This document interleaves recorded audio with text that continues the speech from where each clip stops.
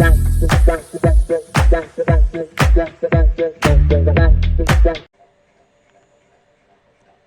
good morning friends. In last video lecture we have seen some programs depending on introductory parts of C++ and control statements if else and nested if.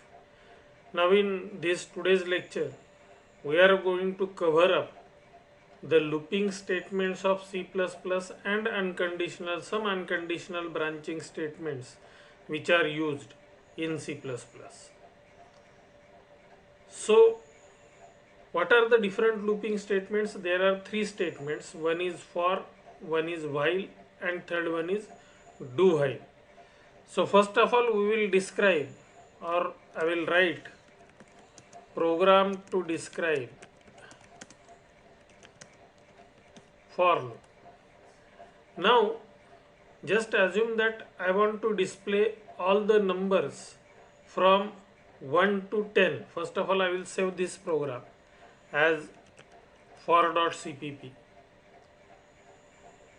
Now if I want to write a program to display all numbers from 1 to 10, that is 1, 2, 3, 4, 5, 6, 7, 8, 9, 10. In previous video lecture where we have seen the concept of for loop, while loop, in that video lecture I have already told you that when to use for loop when I know exactly how many repetitions are present in my program.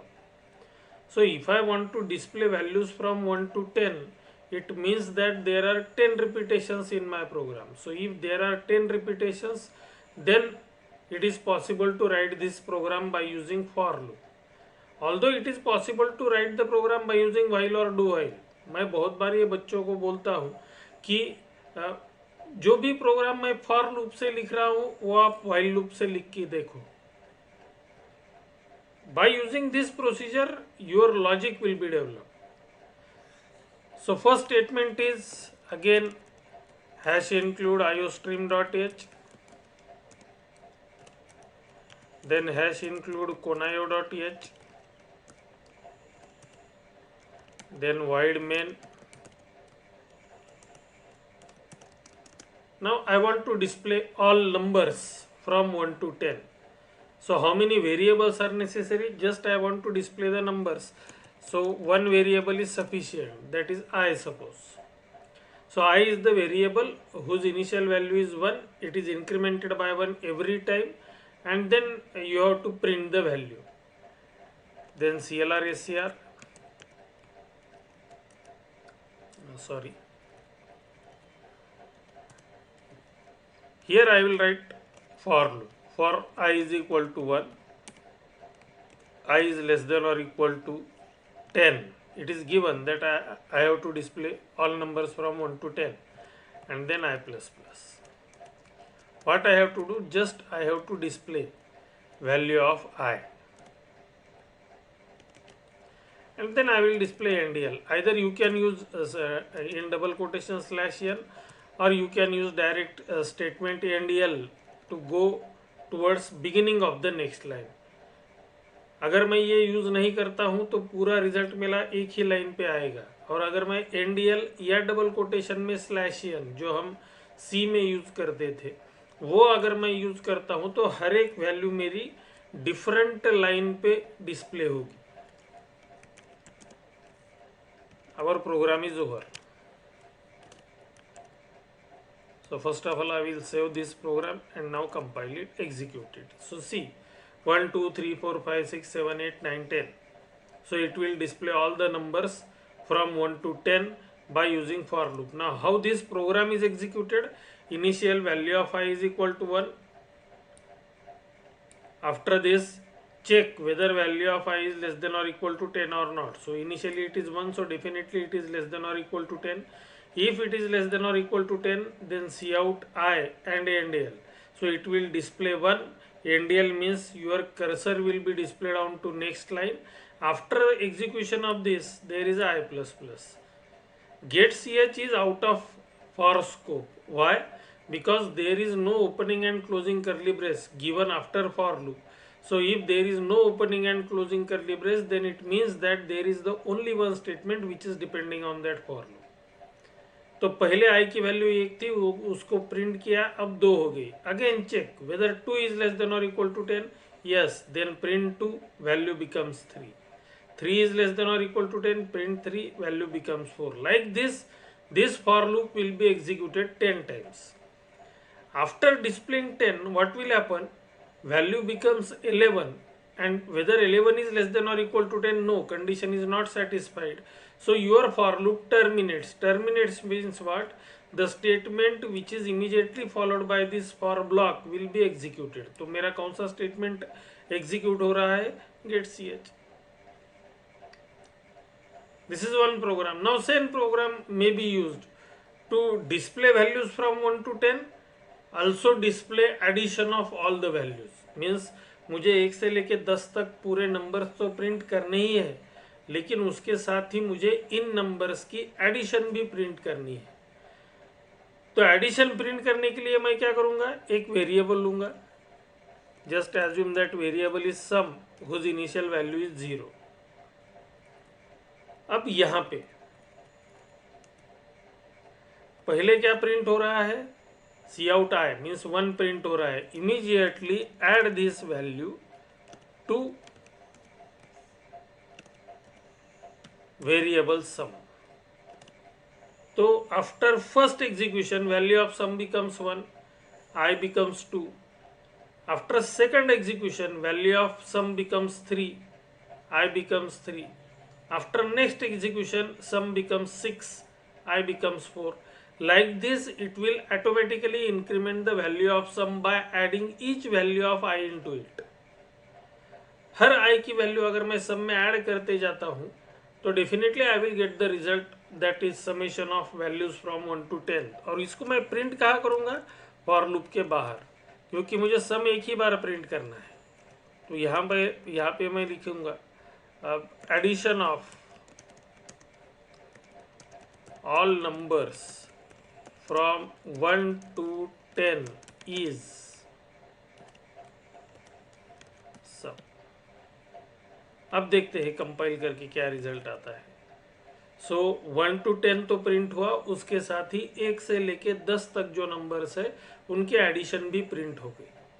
So no doubt 55 is the addition of all the values from 1 to 10. अगर मैं अब 2 to 20 भी ले सकता हूँ, 1 to 20 भी ले सकता हूँ. खाली आपको ये फॉर लूप बदलना है so that you will get the different result. Actually for loop two very common programs are there. One is factorial of a number and another one is Fibonacci series. So to see execution of these programs, you can refer C programming playlist in which all these examples are given.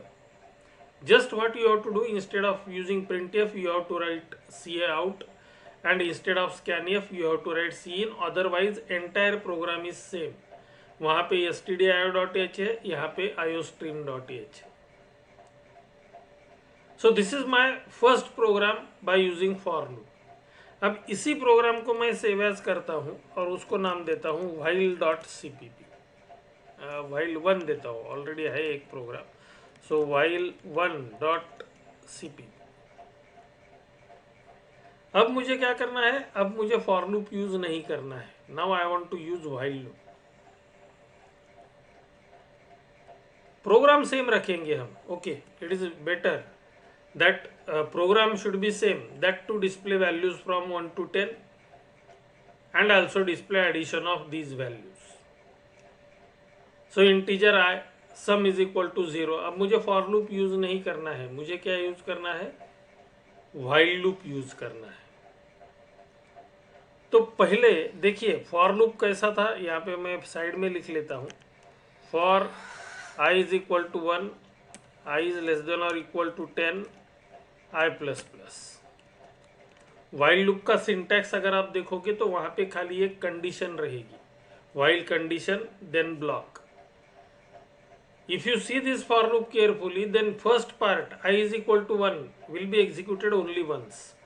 तो I is equal to 1 जो part एक ही बार execute होता है वो part मैं while loop के बाहर लिखूंगा. सो i इज इक्वल टू 1, ये फॉर लूप में से ये चला गया। अब क्या रह गया, check the condition then execute the block. तो यहाँ पे मैं सेम कंडीशन लिखूंगा but by using while loop. So while i is less than और इक्वल टू 10, तो फॉर लूप में से ये भी निकल गया। अब i इज लेस देन और इक्वल टू 10, क्या बच गया, i प्लस प्लस। तो i प्लस प्लस में कहाँ पे लिखूंगा, इस फॉर लूप के अंदर लिखूंगा।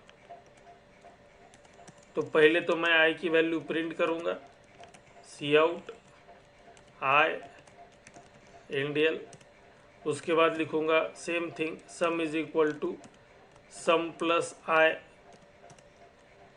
And then I will increment value of I by 1. See, program is same. For loop को खाली मैंने जो 3 टुकड़े थे ना फॉर लूप के, जिसमें कि i इज इक्वल टू 1 एक ही बार एग्जीक्यूट होता था, उसको हमने व्हाइल लूप के ऊपर ले लिया तो वो एक ही बार एग्जीक्यूट होगा। Otherwise i is less than और equal to 10 and i plus plus, these 2 things are executed repetitively in for loop. Here also these things are executed repetitively. अब इसका और फॉर लूप का रिजल्ट हमारा सेम आना चाहिए, देखते हैं रिजल्ट सेम आता है क्या। So yes, it will also display values from 1 to 10 and also display addition of these values as 55. This is regarding while loop. When to use while loop? Normally, see, this is not the best example of while loop. While loop कब use करना है, जब मुझे मालूम नहीं रहता है कि how many repetitions are present. If you know the number of repetitions, then definitely you can use for loop. जहाँ पे मुझे मालूम ही नहीं है कि कितने रिपीटेशंस आएंगे, वहाँ पे मैं फॉर लूप यूज करूँगा, सॉरी व्हाइल लूप यूज करूँगा, नॉट फॉर लूप। अब व्हाइल लूप का दूसरा एक एग्जांपल ले लेते हैं हम, while 2.cpp। Suppose I want to reverse the digits of a number. अगर मुझे नंबर्स रिवर्स करने हैं डिजिट के, सो प्रोग्राम टू डिस्क्राइब नहीं चाहिए, अब हम डायरेक्ट लिखेंगे program to reverse the digits of a number. Number के डिजिट मुझे रिवर्स करने हैं, कि मीन्स 1 2 3 अगर दिया है तो उसको मुझे 3 2 1 करना है। अब ये प्रोग्राम हम कैसे लिखेंगे, फर्स्ट ऑफ ऑल मैं एक वेरिएबल लूंगा, suppose d is the variable, then n is the variable, और रिवर्स के लिए सम की जगह मैं re भी ले लूंगा, हुज इनिशियल वैल्यू इज 0। इसके बाद आएगा CLR SCR, उसके बाद मुझे एक नंबर रीड करना है, so C out enter any number,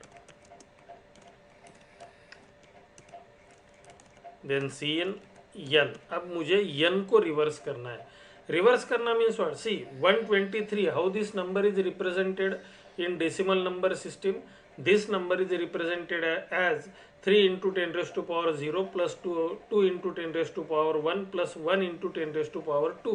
ये सब के अगर मैं एडिशन करता हूं तो 123 आता है। उसी को अगर मैं ऐसा कर सकूं कि 1 into 10 raise to power 0 plus 2 into 10 raise to power 1 plus 3 into 10 raise to power 2, then definitely you will get the reverse of n। n का रिवर्स आपका डेफिनेटली आ जाएगा। तो यहाँ पे मैं ओरिजिनल नंबर प्रिंट करता हूँ, सी आउट /n दे देंगे, ओरिजिनल नंबर इज n, जो कि मैंने दिया है। अब मैं यहाँ पे यूज करूंगा while loop. See, to reverse the digits of a number it is necessary that your number should be splitted into digits. और कंडीशन क्या रहेगी मेरी, while n is not equal to 0। जब तक n की वैल्यू 0 नहीं होती तब तक एक प्रोसीजर करो आप, और वो प्रोसीजर क्या है, वो प्रोसीजर भी 3 ही स्टेटमेंट की है। अब वो प्रोसीजर क्या होगी, पहला स्टेटमेंट होगा d is equal to n mod 10, दूसरा स्टेटमेंट होगा rev is equal to rev into 10, plus D, और तीसरा स्टेटमेंट होगा n is equal to n divided by 10. See percent n N divided by 10, there is a difference. REV is equal to REV into 10, तो REV की value initially 0 है, तो 0 into 10 क्या होगा, 0 ही रहेगा. मीन्स मेरा नंबर अगर 3 डिजिट का है तो मैं 10 से मैक्सिमम कितनी बार मल्टीप्लाई करूंगा, 2 बार. 4 डिजिट का है तो 3 बार, 5 डिजिट का है तो 4 बार, और वही चाहिए हमें. So D is equal to n mod 10, REV is equal to REV into 10 plus D, n is equal to n divided by 10. ये 1 2 3 डिवाइडेड बाय 10 अगर मैं करता हूँ तो रिजल्ट ओनली 12 आएगा, because n and 10 both are the integers, and integer divided by integer result is always integer. Cout में क्या लिखूंगा मैं, रिवर्स्ड नंबर इज.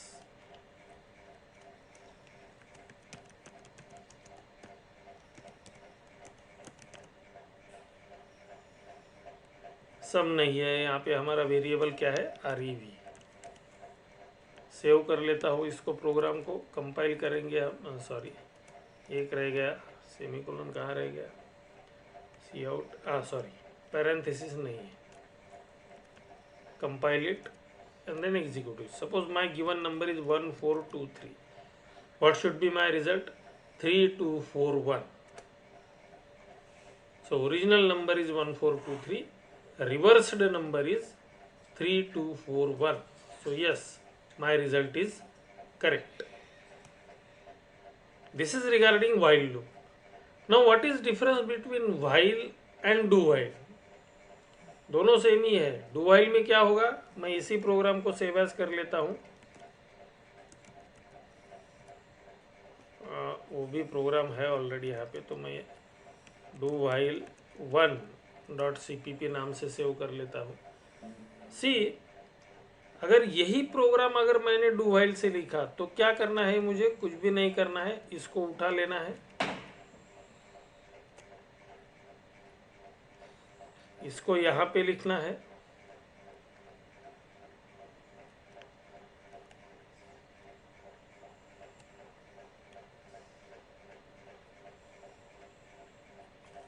यहाँ पे क्या मैं क्या लिखूंगा, while n is not equal to 0, और यहाँ पे खाली मैं सेमीकोलन दूंगा, क्योंकि डू में वाइल के बाद सेमीकोलन देना जरूरी है, और यहाँ पे मैं डू लिखूंगा. सेम प्रोग्राम, इसको आप कंपाइल कीजिए, रन कीजिए, वही रिजल्ट आएगा. 1 2 3 4 अगर मैं देता हूँ तो reversed number is 4321. Only difference between while and do while is, जब मैं डू व्हाइल लिखता हूँ तो समझो मैंने यहाँ पे नंबर 0 दे दिया, तो व्हाइल में क्या होगा, 0 इज नॉट इक्वल टू 0, पहले स्ट्रोक में कंडीशन सेटिस्फाई नहीं होगी, so this block will not be executed. अगर व्हाइल लूप लेता हूँ तो मैं ये व्हाइल को अगर मैं ऊपर लिखता हूँ और यहाँ पे अगर मैं n की वैल्यू 0 देता हूँ, तो ये जो 3 स्टेटमेंट है वो एक बार भी एग्जीक्यूट नहीं होंगे. Whereas in do while loop these statements are executed at least once, एक बार उनको एग्जीक्यूट होना ही है, उसके बाद कंडीशन चेक होगी, और कंडीशन का भी वही है, अगर सेटिस्फाई होती है तो again block will be executed, फिर कंडीशन चेक होगी, फिर ब्लॉक एग्जीक्यूट होगा. कब तक, जब तक वो कंडीशन सेटिस्फाई होती रहेगी तब तक. Once the condition is not satisfied, the statement which is immediately followed by this while will be executed. So this do while is called as exit tested. Exit means बाद में condition check होगी, whereas while is called as entry tested loop. Starting में ही आपको condition check करनी पड़ी. So this is regarding while and do while. Now there are some unconditional branching statements. अब इसी को मैं सेव एज कर लेता हूँ break.cpp से. So break is the first unconditional branching statement which is used in C++. अब मैं थोड़ा प्रोग्राम अलग से लिखेंगे. Suppose I want to display all numbers from 1 to 10, means for loop तो मुझे 1 to 10 तक का लिखना है, लेकिन 5 नंबर होने के बाद मुझे आगे का प्रिंट नहीं करना है. जस्ट एज मीन्स मुझे लिखते वक्त क्या लिखना है, 1 2 3 4 5 6 7 8 9 10 मुझे प्रिंट करना है, फॉर लूप उसी तरह से लिखना है, लेकिन 5 ही प्रिंट करने हैं, 5 के बाद के प्रिंट ही नहीं करने हैं। So integer i, CLR SCR, हमारा जो फॉर लूप है रेगुलर का, for i is equal to 1, i is less than और equal to n, i plus plus. Print कहाँ तक करने हैं, 5 तक करने हैं। तो यहाँ पे मैं एक कंडीशन लिखता हूँ, if i is greater than 5 then break, otherwise cout, otherwise means else लिखने की भी जरूरत नहीं, सी आउट आई इंडियन।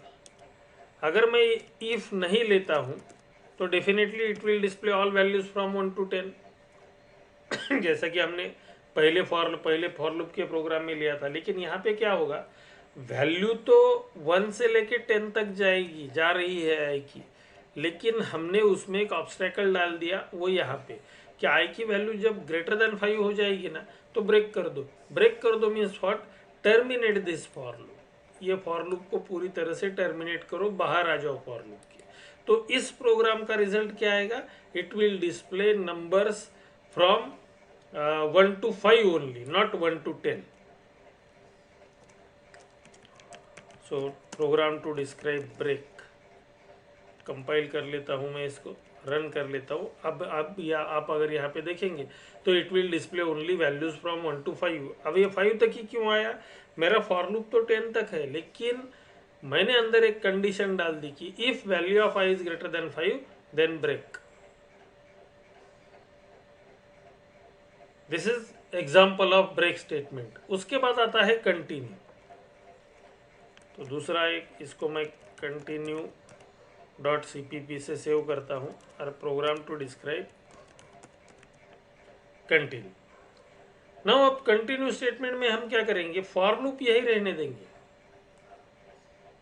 और प्रोग्राम किस लिए लिखेंगे, that to display all odd numbers from 1 to 10। Odd number कितने हैं 1 to 10 में, 1 है, 3 है, 5 है, 7 है, 9 है, 10 नहीं है, मीन्स 2 4 6 8 10 नहीं है।